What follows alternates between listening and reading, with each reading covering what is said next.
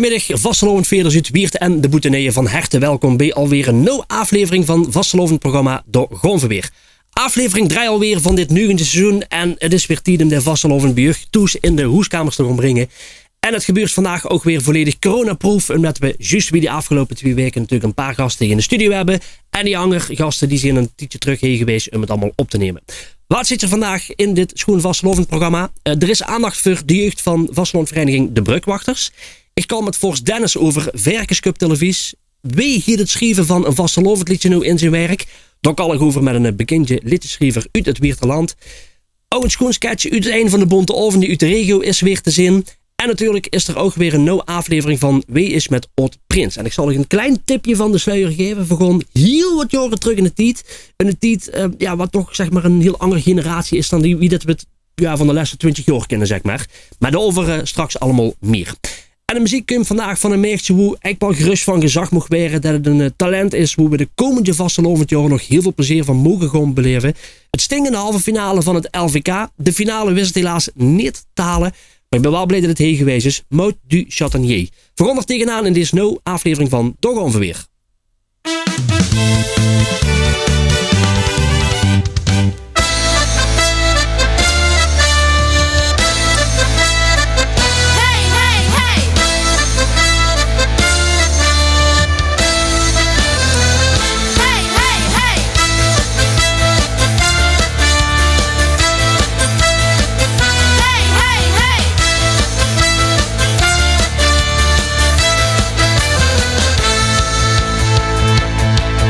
Onze wereld is gejaan. Het maakt niet gek. Van hier naar daar, van daar naar hier. Ik heb alleen maar tijdgebrek. Maar met de vastelovend kent het mich niet druk genoeg. Wel 5 dagen aan het stappen, want zo ben ik aan de knop. Veer gewoon los. Zwaam op de route, weer gewoon los. Gefikken staan op het pop. En Polonaise, middels nog boete. En laai die accu door weer op, weer gewoon los.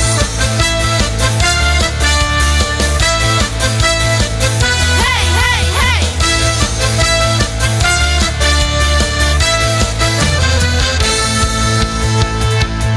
Mijn vriend samen met me neer. Ons kellen gesmeerd. De bekjes af, super gaaf. Het ganse huis dat werd gesierd.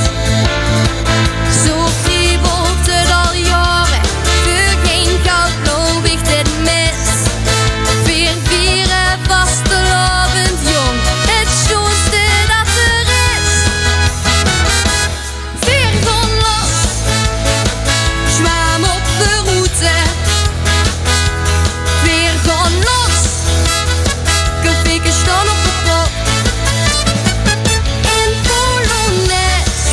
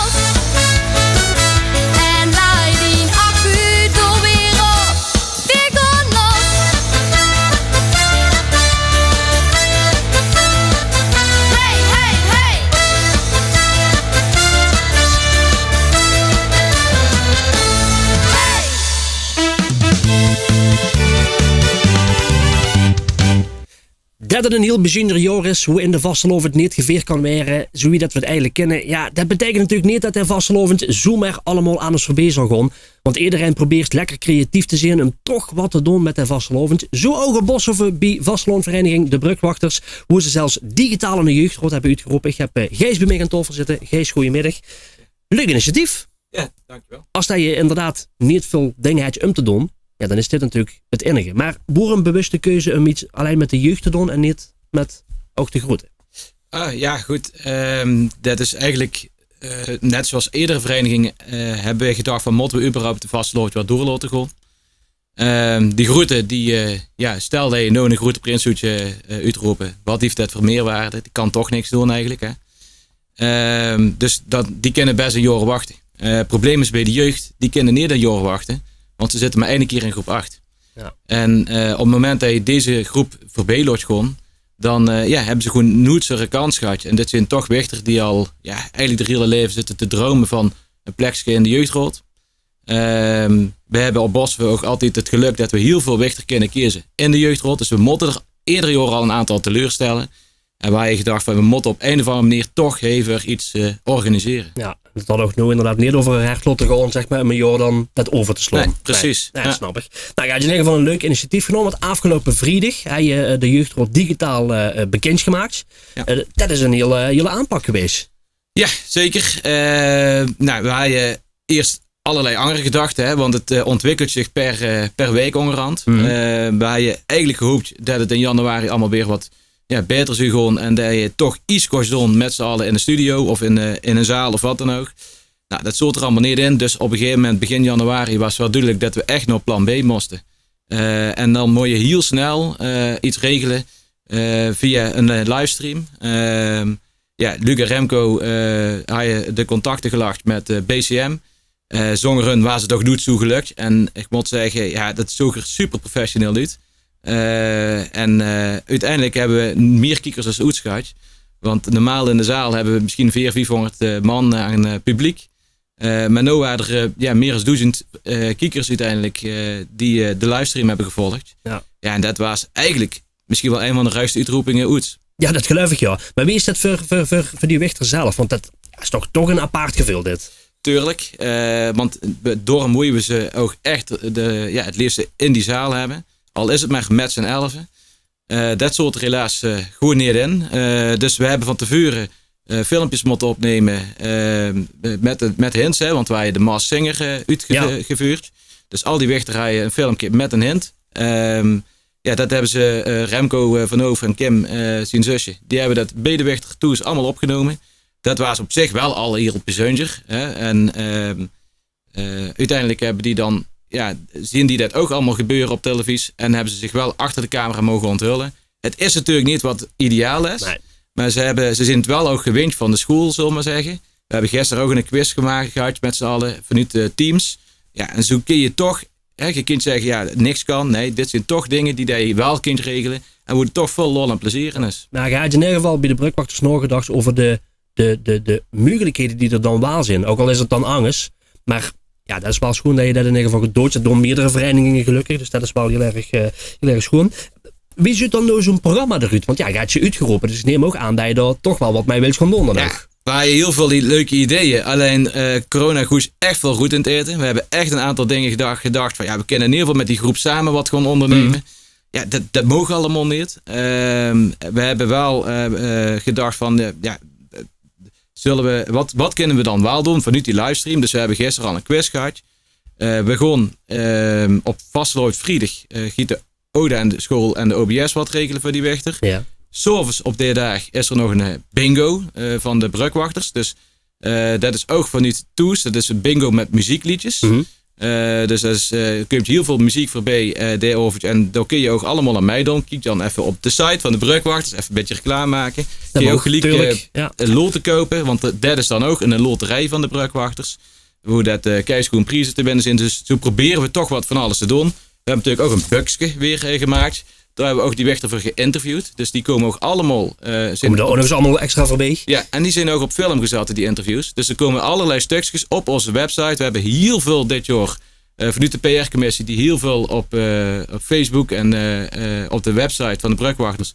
via internet publiceert. Ja. Dus op die manier trekken we de aandacht. Wat we wel hebben gezegd is van we moeten een keer met z'n allen iets gaan doen. Dus we gewoon dit jaar de Wichterhoog niet abdiceren voor het eerst. En voor de enige keer hopelijk. En we trekken dat door tot volgend jaar Vastelovend. Hopelijk mogen het dan allemaal weer wel.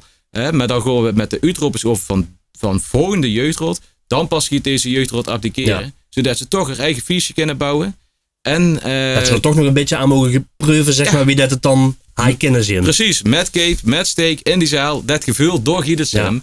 En we gaan ook in de zomer hopelijk wel een keer iets leuks doen. Die van Ospel hebben dan als school dus ook iets georganiseerd. Nou, het zou leuk zijn om zo eens een keer wat bij elkaar op te zoeken. Ja. Nou, ik vind het een heel goed initiatief. Er heeft echt veel tijd in gezeten. We hebben dat tegen jezelf ook met gemaakt. Nou, we hebben ook opnames moeten maken. Dus ik weet al wat erbij kunt kijken. Maar het is gewoon dat je dat gedaan hebt, Gijs. En ik denk dat er nog leuke dingen inderdaad stonden te gebeuren voor de jeugd. Ik zou zeggen, jij ook als begeleider zijn. Geniet ervan. Want zeker. Het is even goed ook weer zo, hè? Ja, zeker. En één ding wil ik nog zeggen, want op het moment dat we ze België, hij is er eigenlijk allemaal niet meer op getijd dat ze in de jeugdrot zullen komen. Iedereen was zich bewust van wat er allemaal niet mag. Je zag het net al, wij hebben gedacht van wat kan er dan wel. En het schoenen is, die Wichter, ik heb ze een nooit zo enthousiast gehuurd, wie dat ze te huren kregen dat ze toch in de rot zaten. Ja. Dat gevoel, dat pakt dus een nooit meer af. Nee. Dat is positief. En dat heb je echt goed gedaan. Dus een compliment naar Eugels Brugwachterseer dat je dat in ieder geval voor elkaar hebt gekregen. Dankjewel. Top gedaan. Dankjewel, Kees, voor de komst naar de studio. En ook voor ondanks alles, toch een goeie vastelovendje. Dankjewel. Goed. Dan over naar de bonte oventje. Want het is toch wel iets hoe we hier naartoe gaan. Hier dit jaar allemaal niet. Maar toch brengen we de bonte ovend bij in de hoeskamer. Want wie dat je inmiddels weet, hebben we van de verenigingen bonte ovendmateriaal gekregen. En vandaag gaan we naar Roy, naar de Zoopmalen, naar het jaar 2015. Dames en heren, geef een groot applaus voor goochelaar Dirk.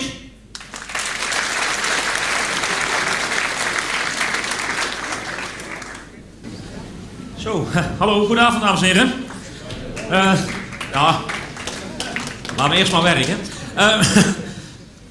Voordat ik ga beginnen, heel even vertellen inderdaad. Het had namelijk niet heel erg veel gescheeld. Of ik had hier vanavond niet gestaan. Ik zal het even uitleggen. Vorige week of net die week daarvoor hadden wij een spiksplinternieuwe doorzaagtruc uit Amerika besteld. Niet zoals die vroeger ging met een zaag, maar echt helemaal hydraulisch met een ketting erachter die naar beneden valt. En dat is helemaal fout gegaan. Daardoor is mijn lieftallige assistente in Weert in het ziekenhuis beland.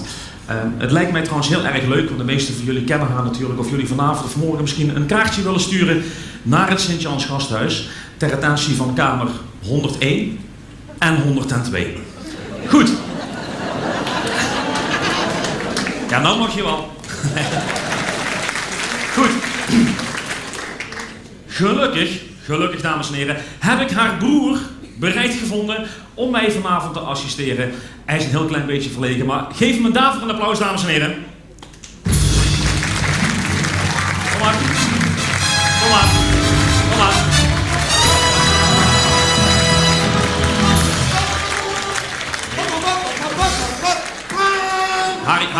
Harry, als assistent is dit niet nodig. Je kunt gewoon rustig op de achtergrond. Oh zo, ja, ik wou even een beetje enthousiast staan natuurlijk. Ja. Inderdaad. Dames en heren, jij mag mij assisteren inderdaad zo meteen. Okay. Vanavond wil ik deze appel, zoals jullie overal kunt kopen bij de groenteboer of bij de Jumbo, op magische wijze laten verdwijnen. Onder het motto, snoep verstandig, eet een appel. Wij gaan er tegenaan, dus eet een banaan. Is niet nodig, hoeft niet. Nee, ja, jawel. Nee, maar ik denk, dit is dat van die appels. Ik denk zeker ook even, er zijn ook gewoon mensen die houden van bananen. Ja, maar dat heeft er helemaal niks mee te maken. Houd je niet op die noemen en dan een paar bloemen. Nee, maar ik hou van tomaten. Niet in de gaten en tomaten. Nee, laat dat groente en fruit nog eventjes zetten. Dames en heren, ik wil vanavond deze appel gaan laten verdwijnen. Harry, jij wil mij assisteren. Ja. Dan zou je zo vriendelijk willen zijn om de appel op de gestrekte rechterhand te leggen. Nee, bij jou op de gestrekte rechterhand te leggen inderdaad. Nee, bij jou op de gestrekte rechterhand. En nou laat je me liggen. Oh, bij mij op de gestrekte. Bij jou? Oh, sorry, het hangt even in de gaten. Dan verder hebben wij nodig een zijden doekje of sjaaltje. Of dan pakt hij gewoon een handjoog of een mooie dweil. Maakt het goed uit. Een keukendeukje. Was er gewoon aan het liggen. Je kunt ook een deukje voor de hond pakken. Voor je dat zo'n keer wilt. Kan ook. Harry, doekje voor de hond. Ja, een deukje voor de hond. Weet je wel. Iedereen heeft toch wel een deukje voor de hond, Erik? Ja, natuurlijk wel. Je hebt toch allemaal wel een deukje voor de hond toegeslagen. Ja, natuurlijk. Harry, ik heb geen doekje voor de hond hoor. Ja, ik heb zelfs voor de deukje voor de hond. Nee, het gaat niet om de doekjes van de hond. Ik wil deze appel op magische wijze gaan laten verdwijnen. Oh ja. Als jij hem op de gestrekte rechterhand wil, Ja, zo. nee, bij jou op de gestrekte rechterhand wil leggen en nou laat hem liggen, dan leg ik zo meteen dit doekje op. Harry, bij jou op de gestrekte rechterhand en nou laat je hem liggen. En dan neem ik een zijden doekje en dan leg ik over. Oh! Ja. Hey, nu heb ik weer de gaten. Juist. Oké, nou, houd hem op de rechter. Ja. Nee, bij jou op de gestrekte rechterhand en nou laten we hem liggen. En dan leggen we het zijden doekje, leggen we over.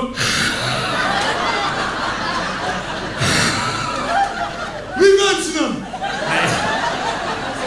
Ja. Zo kinderachtig. Ja. Zo kinderachtig. Ja. Nee. Nou, leg die appel op je gestrekte nee, bij jou op de gestrekte rechterhand en nou laten we liggen. Ja, en dan even een lolletje tussendoor, dames en heren, want we gaan gewoon even tussendoor. Geen tussendoor, we gaan weer serieus verder. Ja, dus dan leg ik het doekje inderdaad over. Het blijft lolligheid, Dirk. Het blijft lolligheid. Nee, ik vind er helemaal niks aan. Jawel. Alleen, ik wil vooruit komen meteen, leg die appel op de gestrekte nee, bij jou op de gestrekte rechterhand en nou laten we liggen. En dan leg ik vliegensvlug het doekje op. Over de appel. Dames en heren, zonder dat ik deze appel ga aanraken, ga ik deze op magische wijze laten verdwijnen. Wie kan dat doen? How can that, Dirk? Dat kan toch helemaal niet? Harry, alles onder het motto magie. Ja, van mij magie, maar dat kan toch helemaal niet? Harry, let op. Ja. Appel verdwijn. Ja, maar hoe moet hij dan? Appel verdwijn. Ja, maar... Appel verdwijn. Appel verdwijn. Appel verdwijn. Harry, kom hier. Harry, kom hier. Zo kan ik toch niet werken. Harry, kom hier. Dames en heren, en u zult zien, de appel is op magische wijze ver.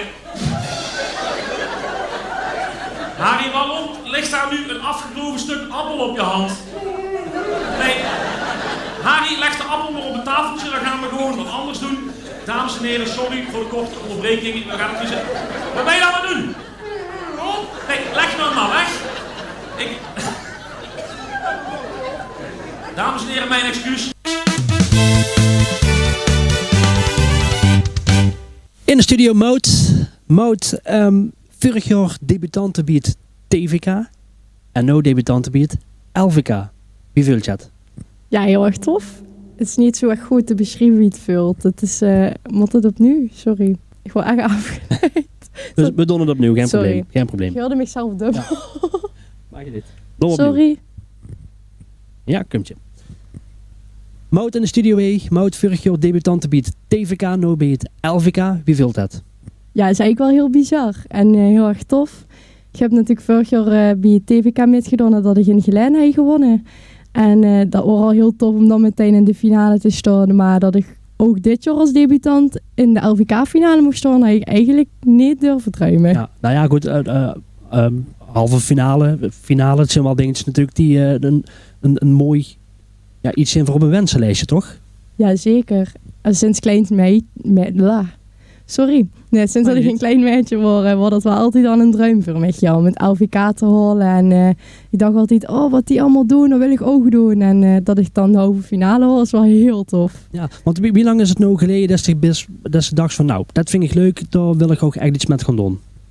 Nou, dat ik het leuk vond en dat ik er met wou doen, gaat eigenlijk denk ik al jaren terug. Sinds ik een klein meisje was, dat begon al dat ik op de zandbak stond te zingen en de hele buurt het kon horen. Maar dat ik echt ben begonnen met zingen en zangles. Ja, zingen al eerder, maar dat ik echt zangles heb genomen is echt pas vorig jaar geweest. Vorig jaar september. Maar ja, de ambitie ligt er toch al heel gaat jaren terug. Ja.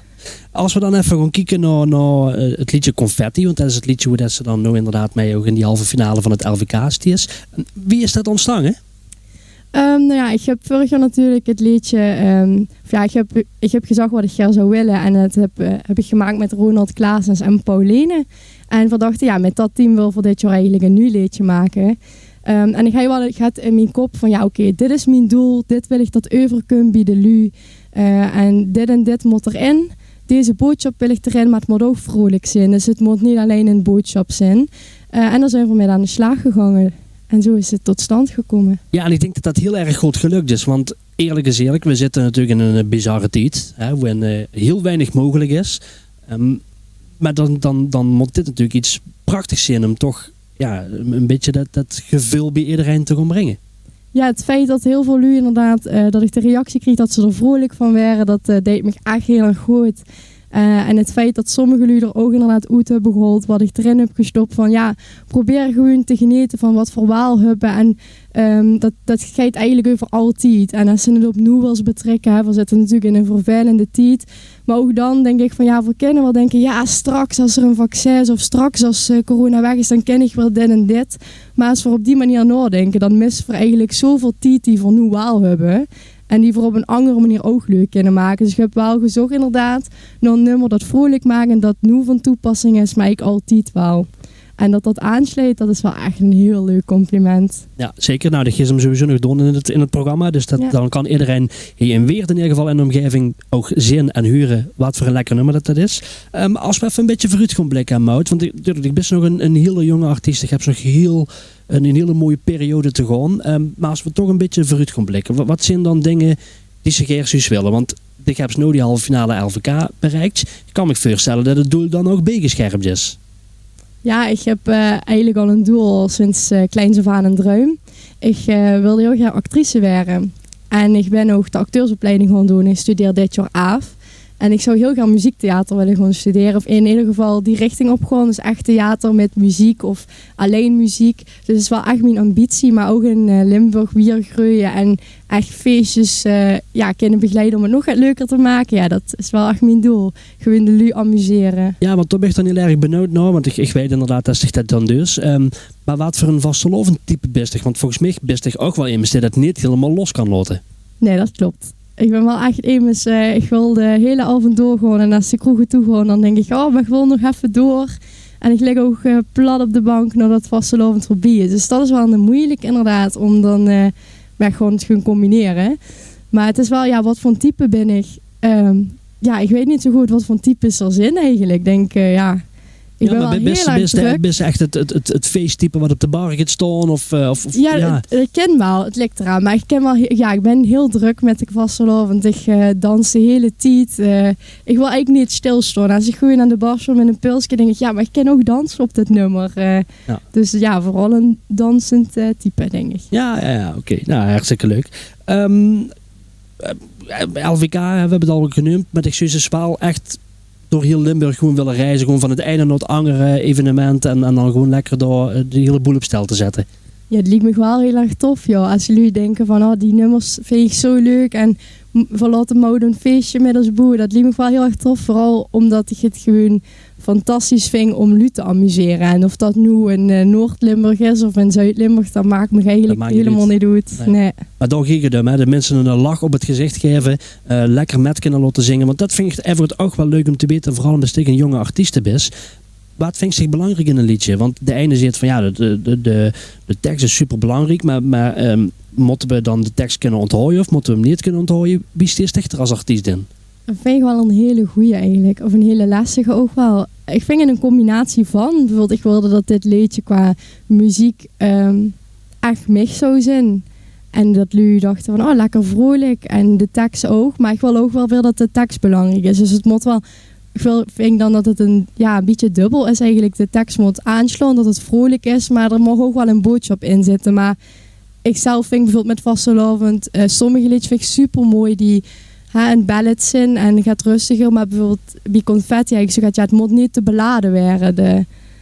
De boodschap moet toch een beetje luchtig zijn. Ja. Dus ik vind het lastig. Het ligt dus er echt aan wat voor nummers ze wil neerzetten eigenlijk. Ja, dus eigenlijk gewoon het effect krijgen dat we op muziek gewoon lekker met kunnen bewegen en teksten makkelijk te onthouden is.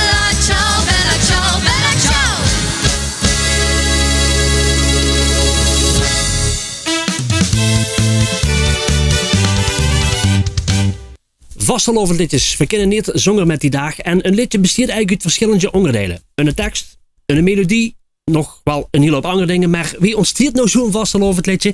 En wie gaat zo'n liedje schrijven nou eigenlijk te werk? Tien dus over te gewoon kalm, een klein kiekje in de keuken te nemen, zeg maar, met deze Wierter liedjeschrijver. Geen onbekendje ook in het Wierterland. Mark Bouwmans. Mark, welkom in de studio. Ja, dankjewel. Ja, het is inderdaad heel wat liedjes al uit de pen gehaald, Birg.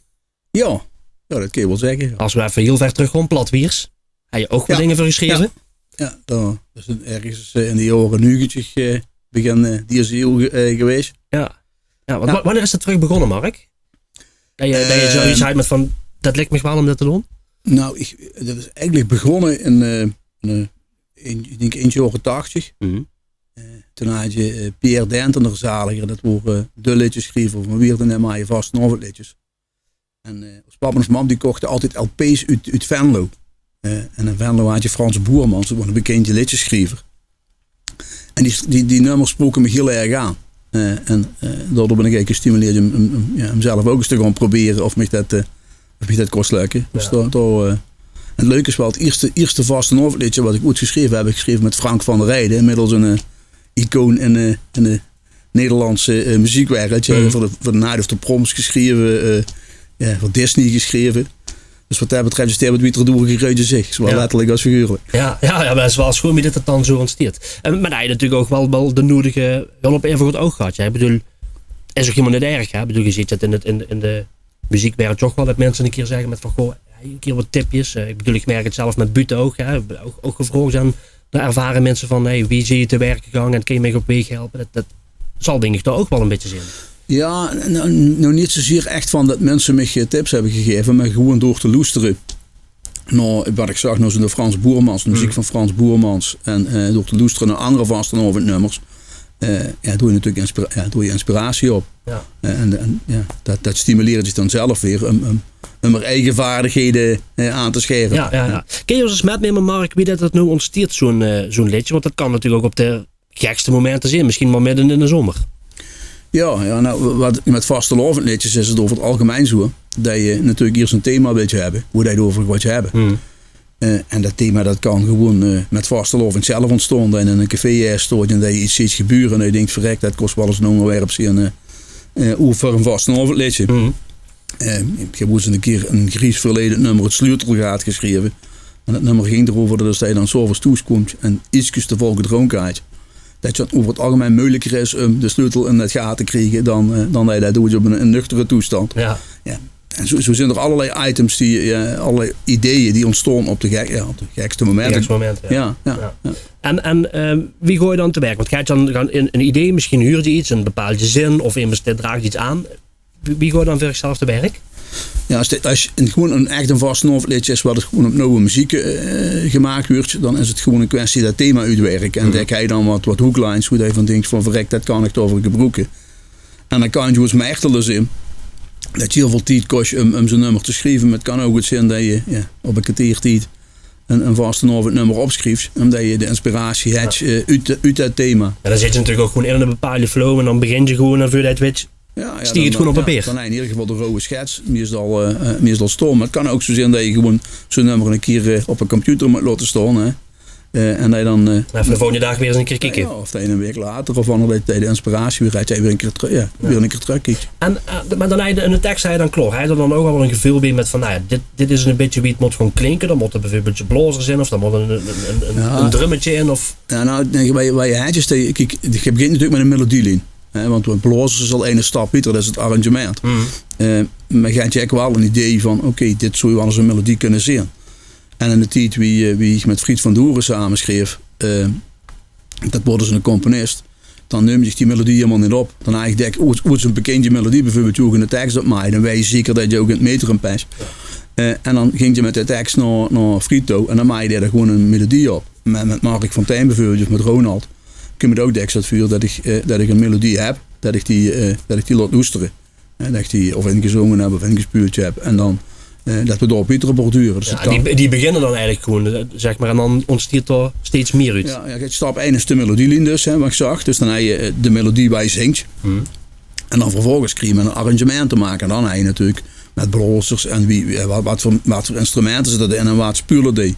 Ja, daar kun je samen over brainstormen. Maar dat is meestal een station wat een mij voorbij gaat. Maar dat zijn echt de muziekmensen die er dan maar weten gaan. Ja, dus als je iets hebt, zeg maar, dan heb je gewoon de tekst. Dan gaat je eventueel een melodie in de kop. Of een beetje wat het gevul ervan moet zijn en wie het moet klinken. Ja. Dat geven ze dan aan en van door het dan eigenlijk weer verder. Ja, en dan kan het goed zijn dat je zegt van nou, dit is de sfeer van het nummer. En dan geef je een vuurbeeldje van andere nummers. Wie die klinken van dat is het sfeertje wat ik erbij in de kop heb. Ja. Maar de componist of die met me samen de melodie maakt, die heeft natuurlijk zelf ook ideeën. Dus die geeft goed zijn eigen saus weer overheer. Ja. Ja. Nou, dit jaar heb je ook een nummer geschreven voor Stefan Wolter. Ja. Daar zit natuurlijk ook het gevul bij, zeg maar, hoe we nu in zitten. Ja. Wie snel heb je daar eigenlijk op papier gekregen? Nou, dat is wel schoon vooral. Stefan die vroeg me of ik een vast nummer voor hem moest schrijven. Mm. En ja, we wisten toen al dat niet ging lukken, tenminste niet te vastlopen wie we hem gegeven hebben. Nee.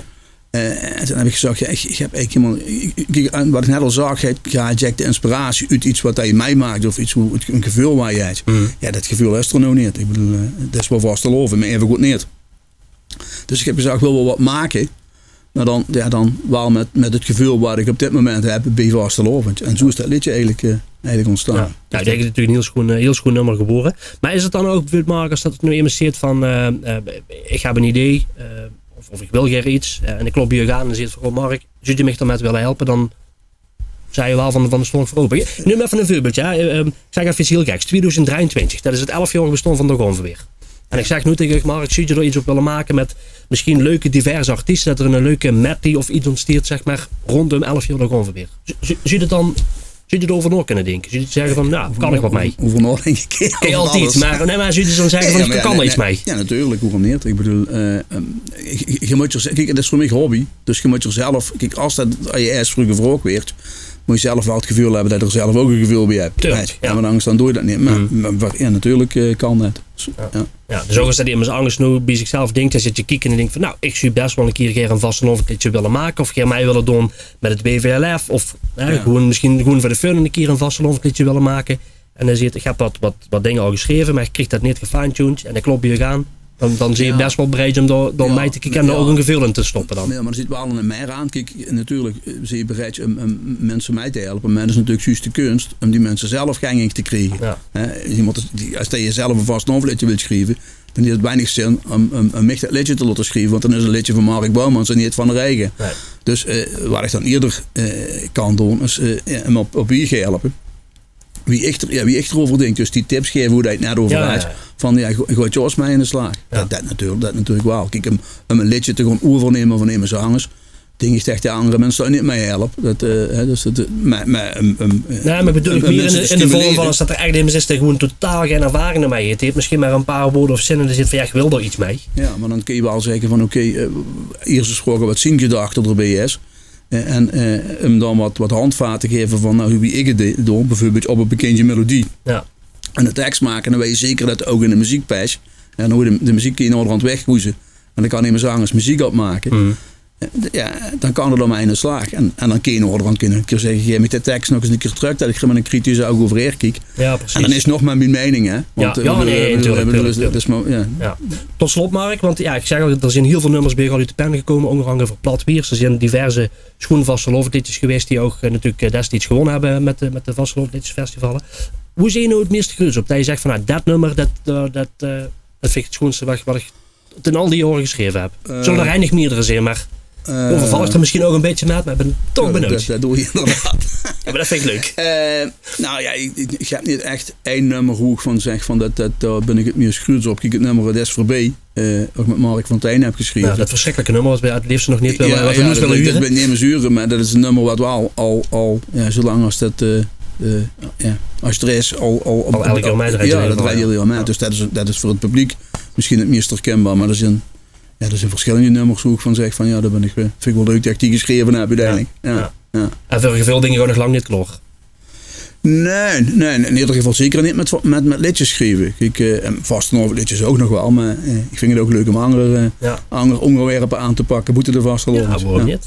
Nou, ik hoop in ieder geval dat we nog heel wat jaren mogen genieten van het schoenvastelovendliedjes die bij je te pen komen, Mark. En ik dank voor de komst naar de studio. Schoon dat je ons een beetje een kick gaat gegeven in de keuken wie dat nou in zijn werk hier dan waar het ook inhoudt voor de liedjeschrijver en wanneer hij het losloopt. Ja. Gewoon goed om dat een keer te zien. Nou, Dankjewel. Ondanks de titelwin zetten Mark ook voor u toch een goede vastelovens. voor u ook. Dankjewel. Voor de mensen toe zo. Ja.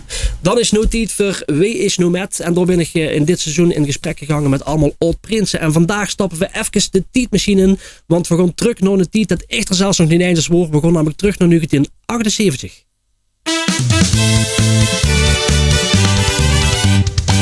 In Wie is nu met ga ik dit seizoen wekelijks in gesprek met een oud-prins. En deze week gaan we terug naar het jaar 1978. Terug naar het jaar dat Tjeu van Daal, beter gezegd Tjeu de derde bij de Zootmalen voorop ging als de prins in het Zootmalenrijk. Tjeu, welkom in de studio. Ja. 1978, dat is een buurlijke tijd terug alweer. Ja, dat is even geleden, ja. Wat weet je nog van dit tijd? Nou, dat was wel voor mij natuurlijk een spannende tijd, want toen werd ik prins, hier onverwachts. En toevallig was mijn oude buurjong, die kwam om een keer s'avonds bij ons. En daar kan je over het prins weer. Ja, dat was natuurlijk heel verrassend. En want dat was mijn voorganger. En die moest natuurlijk een nieuwe prins uitzoeken. Zo gaat het in Rooie. De oude prins zoekte een nieuwe prins uit. En toen kwamen die bij ons. En ja, in het begin vond ik dat een beetje spannend. Want ik zat in het onderwijs en dat was te lopen. Dat was allemaal natuurlijk met dikke potten beer. En of dat allemaal wel kost. Dus toen heb ik zelf dat nog aan de inspectie moeten vragen of dat wel mocht. En ja, dat mocht dan uiteindelijk allemaal. De inspecteur was er ook, uiteindelijk is hij op school geweest nog een keer en zo. Dus het was wel een schone tijd, maar lang geleden. En compleet anders moet ik wel zeggen als dat wie dat tegenwoordig is. Ja, daar komen we misschien straks nog even op terug. Heb je een moment getwijfeld om te zeggen van nou, dit weet je niet of ik dat gewoon doen? Nou, dat is wie ik net zou een beetje twijfelen van of dat wel kost. Want in de tijd was een leerkracht in een dorp natuurlijk, de meester van het dorp. Dat was natuurlijk niet zo wie dat nu is. Hè. Nu is dat heel gewoon. En vroeger was dat toch wel iets anders. Ja. Dus niet twijfelen om prins te willen zijn, maar wel, ja, is dat wel passend bij wat ik doe. Ja, precies. Nou is het natuurlijk een rooibieug traditie dat de prins altijd op een speciale manier wordt uitgeroepen. Hè? Ja. Dus die hebben een soort van standaard format eigenlijk wat dat ze gebruiken. Ja. Kun je je nog herinneren wie dat bieug is gegaan? Ja, want dat is, toen zat ik dus bij ons binnen. En toen kwam Frans van Mechelen, dat was dus in de tijd degene die de prins ook begeleidde. Die kwam ook bij ons en, aan de deur. En dat was natuurlijk een beetje vreemd. En toen snapte ik al natuurlijk dat het over de vastelovend ging. En toen dat gesprek volgde. En ja, dat was natuurlijk wel heel schoon. Ik was pas getrouwd, dus wat dat betreft was het allemaal heel nieuw. En ik was nog jong. Dus nee, dat was wel apart. Ja. En allemaal die gesprekken dan hoor het wel. En die onderscheidingen maken. En de proclamatie maken. En, ja, dat moest een beetje leuk zijn natuurlijk. Ja, dat was wel een hele bijzondere en schone tijd. Ja, dat is een hele rits die je natuurlijk afgooit. Dat is tegenwoordig natuurlijk nog altijd zo. Ja, iedereen moet allemaal gewoon dingen gaan bedenken wie die zegt. Ja. Een medaille, een devies, de adjudant weer en zo. Wie zie je erover nog een dingetje?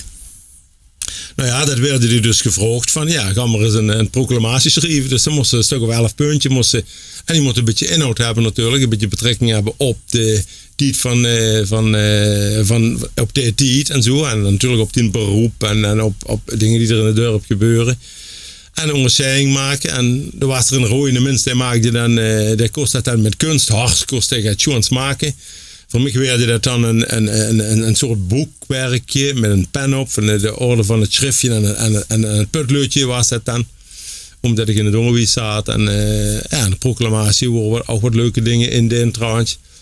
En dan kwam ze nog eens een paar keren bijeen om het allemaal eens door te kallen enzovoorts. En goed, en dan ging het gebeuren natuurlijk. Dan ging ze naar de boontje over en dan werd je prins. Dus dat, en toen moest dat een speciaal manier aangepakt worden dat ik dan even wegging. En dan omgekleed werd je bij de overburen van de zaal was dat toen. De minste is inmiddels overleden met Jacques van Daal. Maar die heeft dat jaren heeft hij dat gedaan. Bij hem toen werd je de prins omgekleed. En dan gingen die naar de zaal hier, stiekem. Ja. Had je nu in dit iets veel te zeggen ook over de uitroping? Of was het gewoon met van dit gaan we doen en dat is gewoon uiteindelijk ook aan moet horen dan? Ja, dat motto was wel niet zozeer, tenminste zo heb ik het niet gevoeld, maar ja goed, de geest in de torbel zeg maar. En dan loestert ze nog wat, zo doen we dat en zo pakken we dat aan. als ik wat anders gewoord, ja, er was altijd de winst van de prins, was er natuurlijk ook altijd. Ja. Maar in feite volgt ze gewoon de traditie en wie dat altijd gegaan heeft. En in de loop der jaren is dat wel veranderd natuurlijk, maar dat is een ontwikkeling die zich dan vuurt uit. Ja, natuurlijk ja. Maar dit duurt in 78 ook, hè? Want je vertelde me achter de schermen van, goh, Roy hij destijds 13 cafés. Ja. We moesten echt heel wat af. Kan je iets vertellen over dit tijd? Want ja, wij hebben dan nou, tenminste ook mijn generatie, zeg maar, die heeft toch helemaal geen beeld bij wie dat eruit zag op dat moment. Ja, wij hadden dus veel cafés, nog meer dan 13 hebben we er in de tijd. En dan moesten we natuurlijk met de vasteloving moesten we er allemaal een keer aangaan. Want als wij in zo'n café kwamen met de hele Rood van 11 en de aanhang, en het worden dus meer dan 11, dat is niet alleen de Rood van 11, maar ook nog mensen die erbij gebleven zijn, met de aanhang en de hele kapel, dan komen we met een behoorlijk volk binnen. En dan werd je door flinke pumpels en dan gingen we weer naar de volgende. En dat was dus een heel schema. En op die 3 dagen komen we dus 2 keer in alle cafés. Ja. En als je dat vergelijkt met nu, is dat natuurlijk wat anders. Want we hebben niet veel cafés meer in Rooij. De bar is eigenlijk nog de echte café die we hebben. En de hoop. En dat zijn dan eigenlijk nog... en die anderen zijn allemaal eetgelegenheden geworden of zijn verdwenen. En dat is natuurlijk wel jammer. Ja, want jij vertelde me zelfs dat als je dat cafébezoek deed, dat er zelfs een verruut moest gaan. Ja. Te kijken of je wel binnenkomt. Ja, we moesten wel eens, dat was het, de vastelovend was in de tijd, was iedereen ging in Rooij vastelovend vieren. Dus dan was het ook hartstikke druk in die cafés. En dan worden sommige cafés die worden een beetje klein.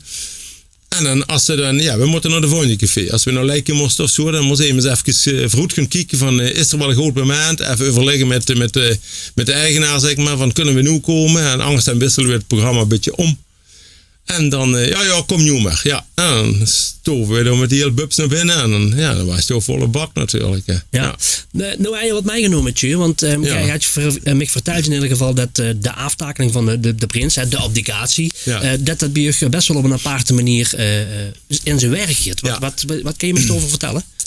Ja, bij ons is dus 3 dagen vastelovend. We hebben eigenlijk een vrij volledig programma bij de Zoutmalen.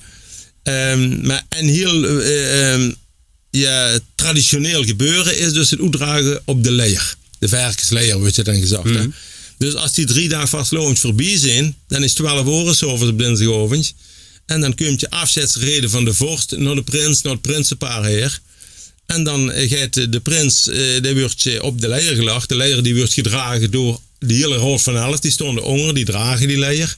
Prins wordt erop gelegd, muts gaat af, de armsketen gaat af, zeg maar, en de scepter wordt er neergelegd.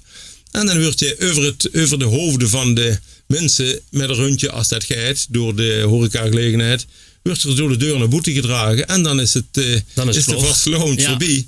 En dan komen de truimpjes natuurlijk, want het was heel schoon en heel gezellig.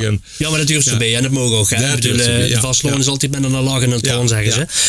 Nu moeten we eigenlijk even een paar jaar verder gaan, want uiteindelijk zie je ook vorst geworden bij de Zoutmalen. Ja, dus een paar jaar daarna, een jaar of 3 daarna, toen werd je gevraagd, de vorst dat zei je uit en... Of iemand anders vorst proberen. Jij was ook al lid geworden van de Zoutmalen dan? Bij ons is een beetje traditie als de prins wordt. En is eigenlijk een beetje de verwachting dat ze ook nog bij de vereniging blijft. En zodoende hebben ze ook een behoorlijke groep mensen die bij ons in de dorp dan zeg maar de vasteloving kunnen organiseren. Ja. Want dat is toch een hele kluif. Hè? Ja, precies. Dus toen, een jaar of 3, ik zei, dan moet ik maar doen, of ik het wil doen dan. Ja, toen heb ik dat gedaan en dat ben ik 22 jaar gebleven. Ik wil net zeggen dat hij heel wat jaar gedaan, dus hij had eigenlijk ook 22 prinsen dan begeleid wat dat betreft. 22 prinsen begeleid, ja. En heb je die ook iets meegegeven uit de eigen periode? Of omdat je ook zegt van, kijk, de tijden die veranderen natuurlijk. Ja. Hij is het iets mee kunnen geven uit die periode, of hij je ook vooral gezegd van, blief ook zichzelf en God je in mij?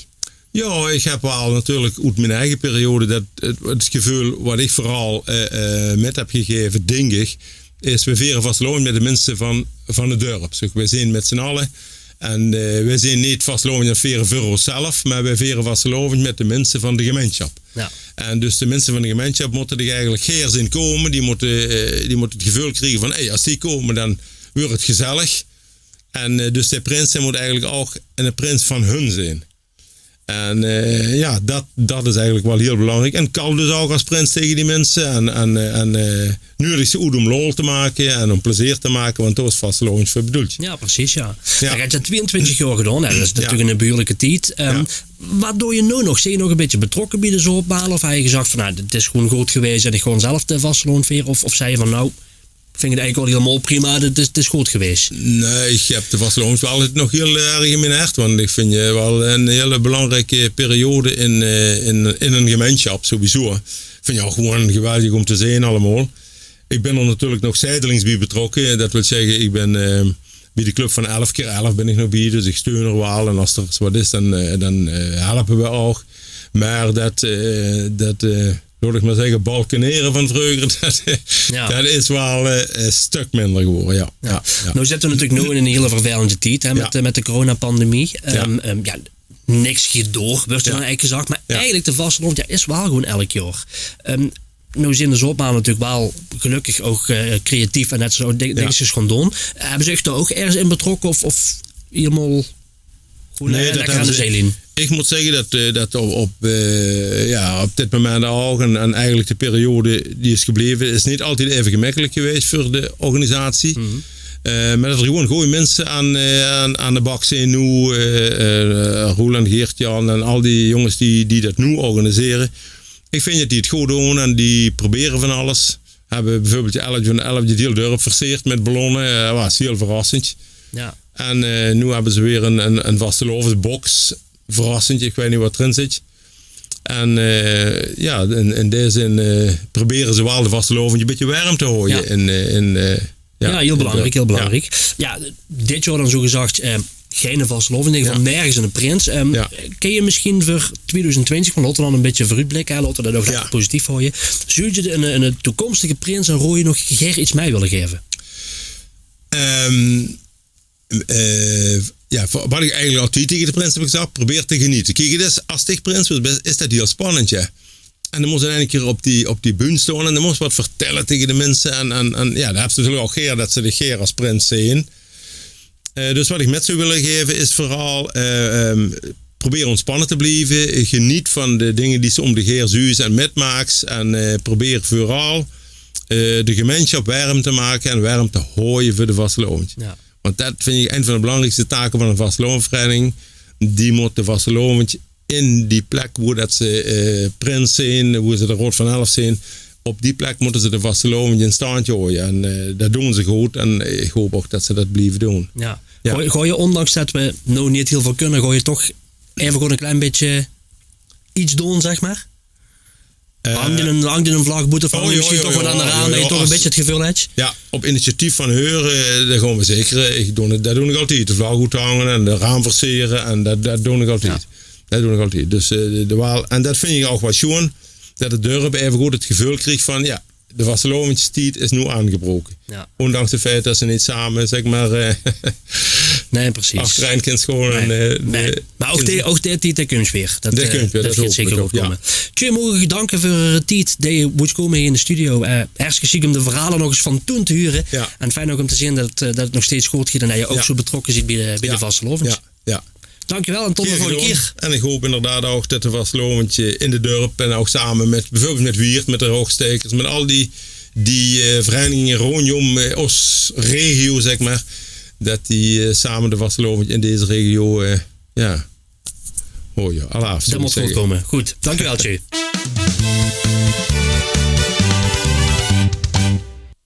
Ja, de tijd is weer voorbij gevlogen, want deze aflevering zit er alweer op. Gaat je eigenlijk nog één item te gooien? Die gewoon nog op Facebook plaatsen. Er is helaas geen tijd voor in het programma. Deze aflevering zit er in ieder geval op. Volgende week ben ik terug om de vastelovenburg weer toe te brengen. Met allemaal verschillende gasten en onderwerpen. Volgende week is er aandacht voor Vastelovend Verbindt. Een initiatief van de Rotary. We gaan het hebben over de boetegewone interactieve binnenzitting. Ja, dat is een hele schoene. Ik kan zelfs met een vereniging die met pien in het hart de vastelovenswagen hebben afgebroken. Je krijgt weer een bonte ovenssketch. En je kunt natuurlijk kijken naar Wies met Oud Prins. En muziek, ook belangrijk, volgende week van Ed en Frans. Hij de uitzending nog gemist? Hij hem deels gemist? Wilt je hem gerne nog eens terugkijken? Het kan allemaal, want we herhalen deze uitzending op zondag en maandagavond om 8:30 op het televisiekanaal van Wierde FM. Kun je hem ook terugkijken op Facebook en volg ons ook, facebook.com/doorgaanverweer. Ik wil de gasten van vandaag bedanken voor hun komst naar de studio. Jij allemaal bedankt voor het kijken. Houd je allemaal goed, blijft gezond. En we gaan er uiteraard muzikaal uit met Maud du Chatanier. Nogmaals dank voor het kijken en tot de volgende week.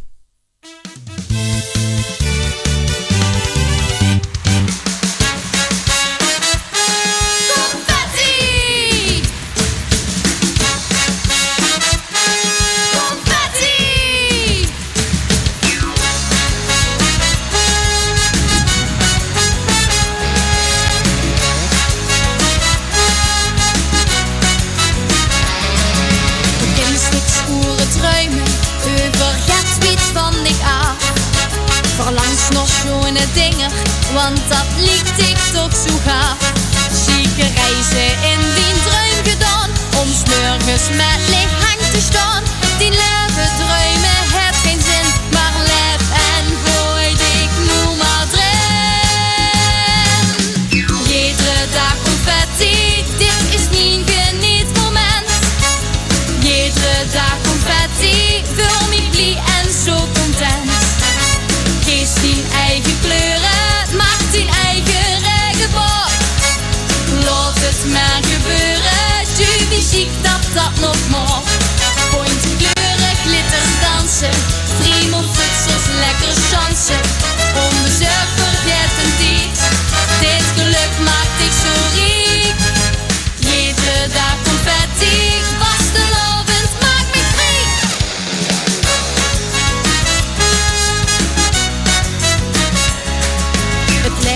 Dichtgegeven, vult de kort voor strak of ooit.